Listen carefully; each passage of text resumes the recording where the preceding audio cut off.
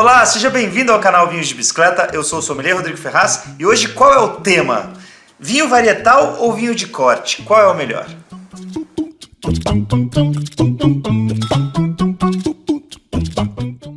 Bom galera, já começando o episódio de hoje, pedindo aquele like maroto, porque isso ajuda muito o episódio a chegar para cada vez mais pessoas e assim a gente cresce essa comunidade linda que é a comunidade Vinhos de Bicicleta. Conto com vocês por aí.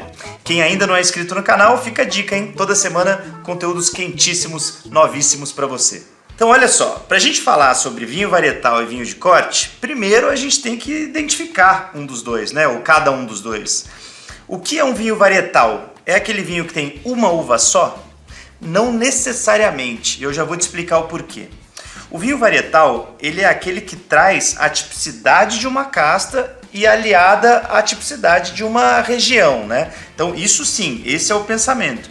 Mas não necessariamente esse vinho terá na sua composição uma única casta. Por quê? Aqui, por exemplo, na legislação brasileira, para que o produtor possa indicar ali o nome de uma uva no rótulo, basta que o vinho tenha 75% daquela casta, tá? E com safra acontece mais ou menos a mesma coisa. Safra é o ano da colheita, né? Que o produtor às vezes indica. Ó, esse aqui que está na minha mesa, a safra é 2017.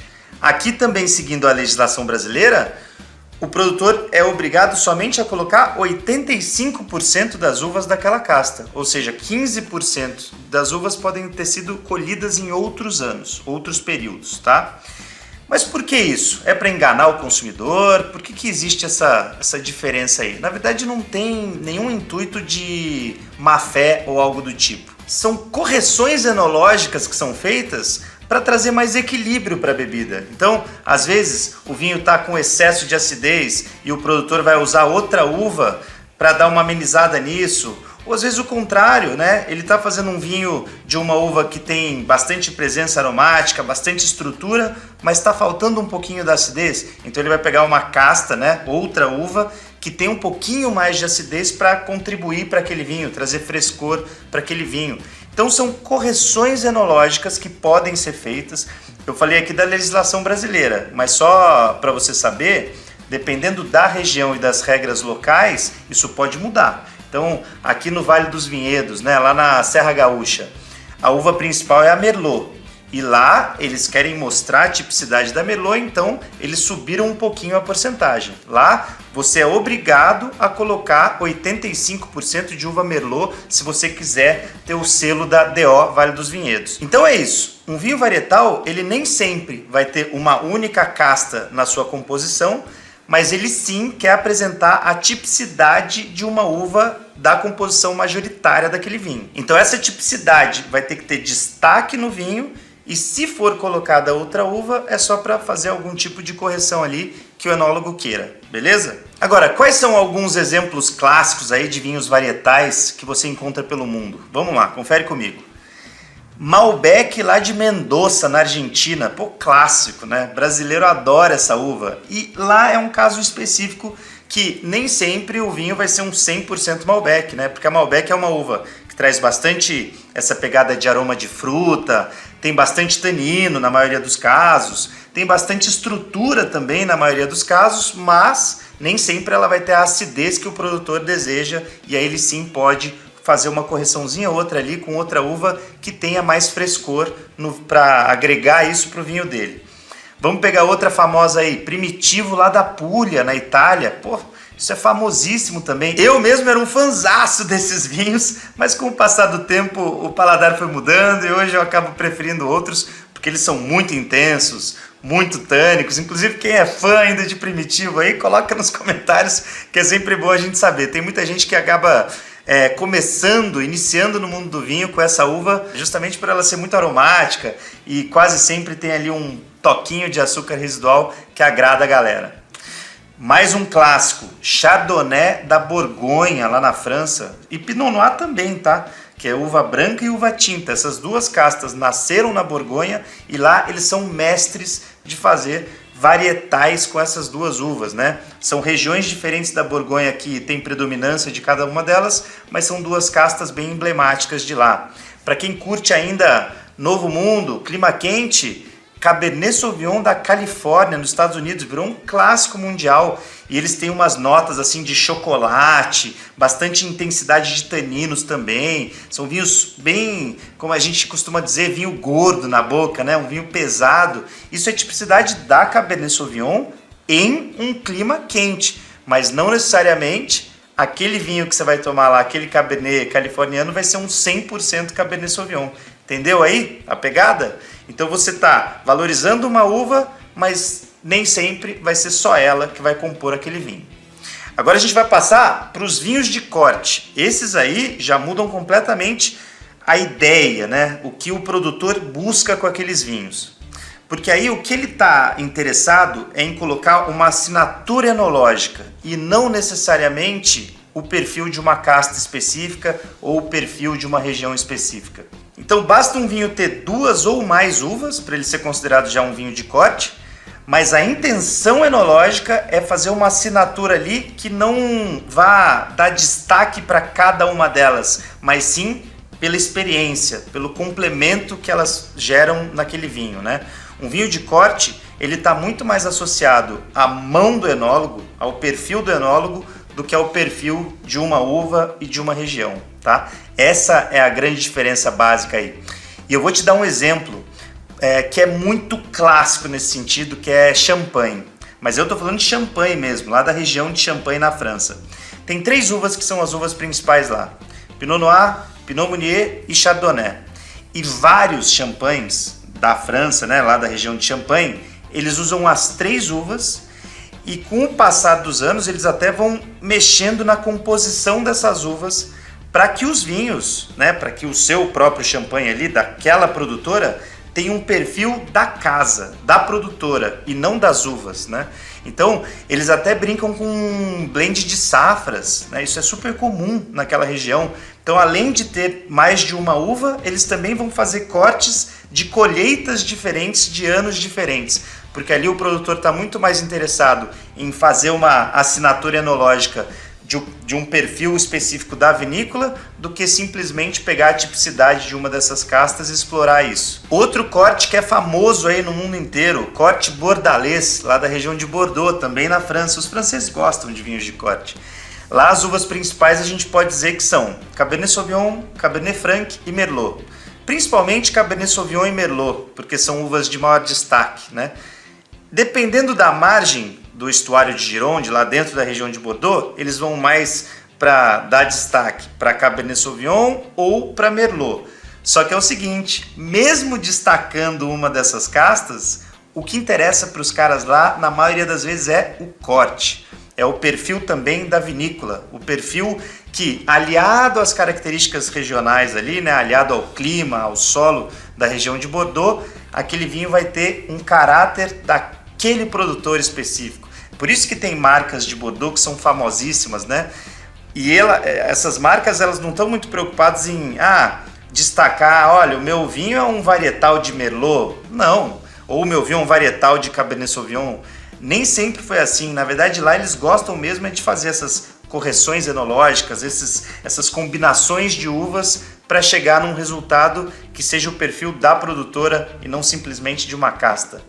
Tem outro corte francês que também é famoso, GSM, Grenache, Syrah, Mourvèdre. Esse daí é típico lá da região do Rhône, né? Côte do Rhône, no sul da França.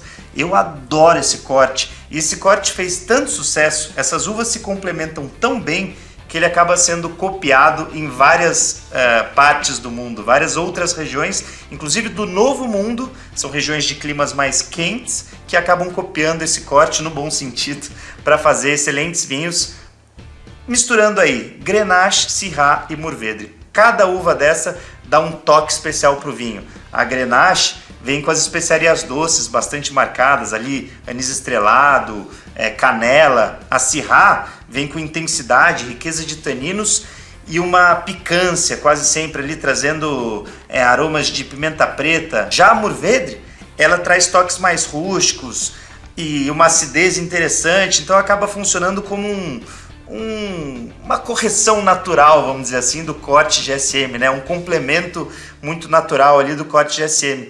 Então isso é só para você ter ideia de que um vinho varietal ou um vinho de corte, não é o fato deles terem uma uva só ou mais uvas que fazem a grande diferença entre eles. A grande diferença é varietal, perfil enológico ali da uva, de uma região específica, e vinho de corte, perfil enológico da mão do enólogo, da assinatura enológica, tá? E não necessariamente atrelada a uma uva específica ou uma região específica. Agora chega a grande questão, né? E aí, o título desse vídeo, né? Qual é melhor, varietal ou vinho de corte?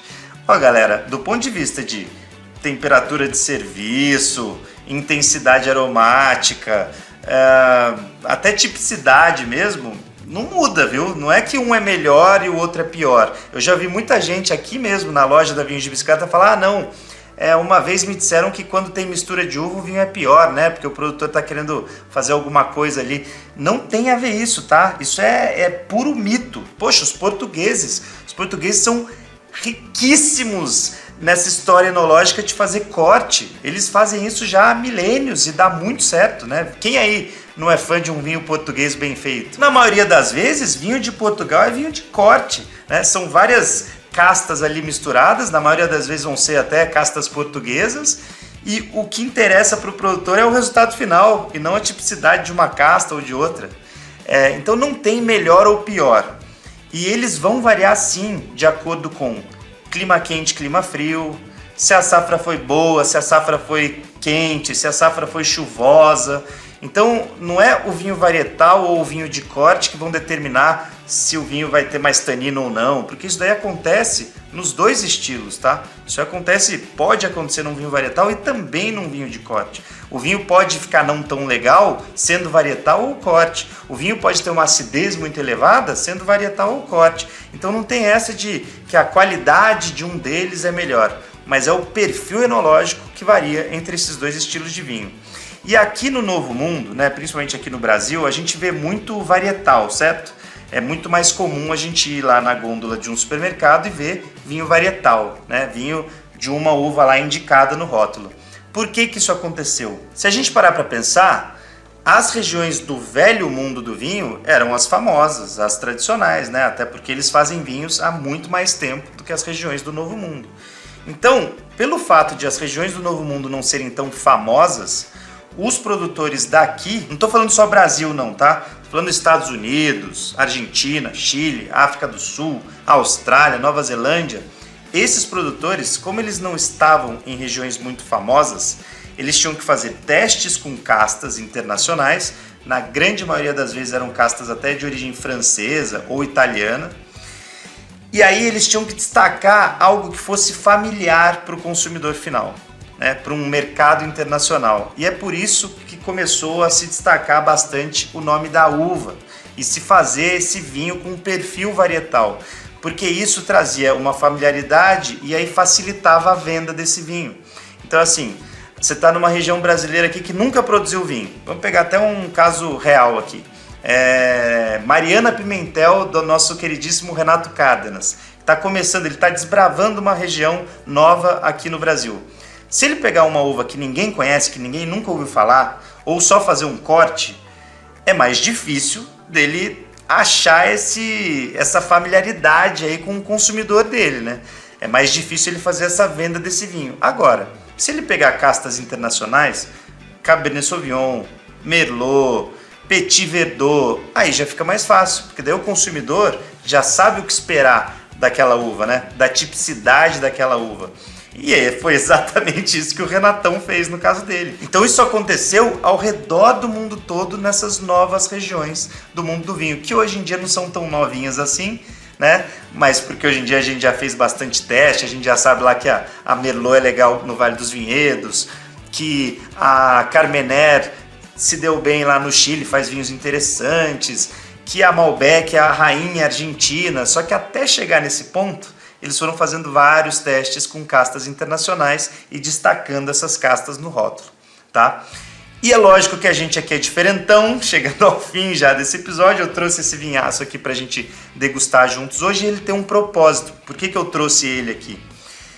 Ele é um vinho de Mendoza na Argentina, onde a Malbec é a imperatriz, a rainha, Só que ele é um corte, ele não é um varietal de Malbec. Ele tem 34% de Malbec, 33% de Cabernet Sauvignon e 33% de Syrah.